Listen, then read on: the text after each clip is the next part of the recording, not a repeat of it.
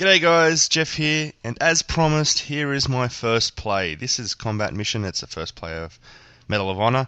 I was actually live streaming this. I didn't see that there was too much issue with lag. However, I wanted to test out a lot of the things that I found annoying in the beta. So for this, it's hard for me to say. I usually say the word beta because I'm from Australia. But anyway, I wanted to test out a few of the things that I found.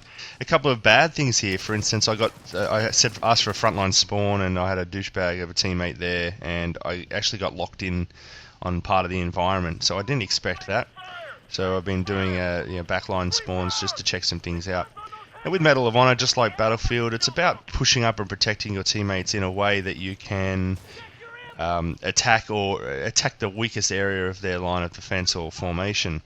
Now, the interesting thing about Medal of Honor, however, is that with the spawn times reduced significantly, you end up having an inability to tell your teammates where you may have got shot from, because there's no killer cam, there's no kill cam, there's just you and your ragdoll effect when you get killed. So that's fairly interesting, and I'm very interested in how that's going to play out, actually. Within this match, I think it will be mostly awareness of the spawns, because you will be looking at someone who you're about to kill, and you'll see one or two people spawn on them with a frontline spawn, and then it enables you to pick up 3 kills. So that's probably one of the dark sides with the quicker spawns in this type of game. So I wanted to test out a few things. One was the grenade launcher, one was throwing and how accurate it would be compared to Battlefield. For instance, that throw in Battlefield would have been fairly spot on for getting it into the actual building.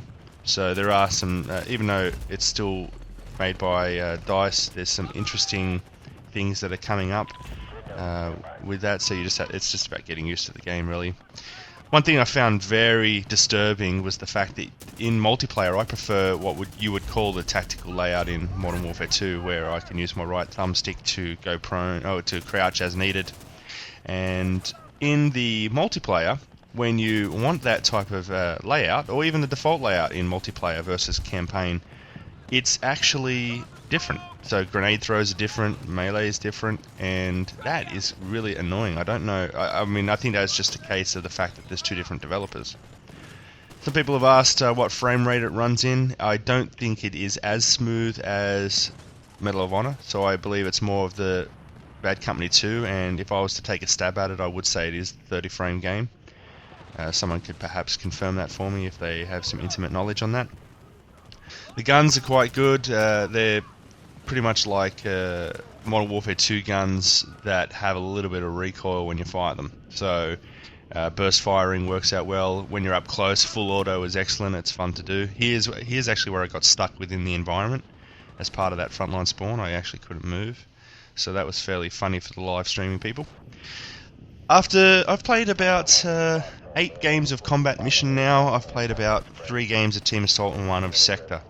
Some of them are going to go up on Huppet, so I'll show you what they are. I think this is the type of game that will allow you to hold a fairly decent positive KD without the use of a team. So I think without the use of a team you can still go all Sandy Ravage, but it lends itself, if you want to win, it lends itself to having teammates, and that's one of the big disadvantages I'm finding of going back to the PlayStation for this game, is that there seems to be less teamwork, and you have less people who are running headsets perhaps, or microphones even, and if that's not the case, perhaps they just don't like talking. So who knows, but I find on Xbox there's usually a little bit more teamwork with these types of games, and that was a nice getting shot in the air. I'm also laughing at the fact that there's probably going to be some huge pronunciation problems with some of these maps. So this is Mazar-i Sharif. Mazar-i Sharif. Yeah, I think the E is the E is said quicker. Mazar-i Sharif. But just like Battlefield, I think some commentators are going to have fun with the names, but we'll see about that.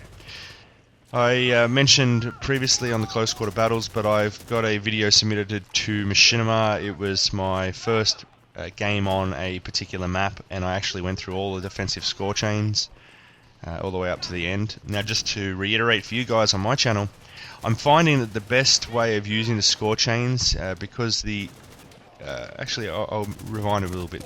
the best way to use the score chains, in my opinion, is using the defensive ones which assist your team and give you a fixed set of points, all the way up to the last one, the cruise missile, because cruise missile has such a huge splash damage area that it can be used really effectively to bump up your kills. The reason I say that is because the assault score chains need to be used where you put yourself in a line of danger. You might have to pop your head out to target something or whatnot, and you're not necessarily going to get the kills. So there's two things that I want to mention about score chains that followed on from the beta, and it works well in this match. Let's just say you build up to a simple score chain where you got UAV, you got Intel or Mortar Strike. So you've built up to that, and as you're about to use it, you think you're going to get killed. Well, don't use it, because if you're going to get killed, you die, you're done. Next time you spawn, if you grab 1 or 2 kills, then use your score chain, and that will immediately put you into the next score chain, where you can then go defensive again and build up your score chain. So what I like to do is ensure I'm making the second score chain by getting 1 or 2 kills after a death when I still have 1 in the hole. And at my best time of doing this, I queued up 3 or 4 score chains, died. As soon as I got that again, I just slammed down offensive and defensive score chains that I had previously saved up, and it was phenomenally devastating.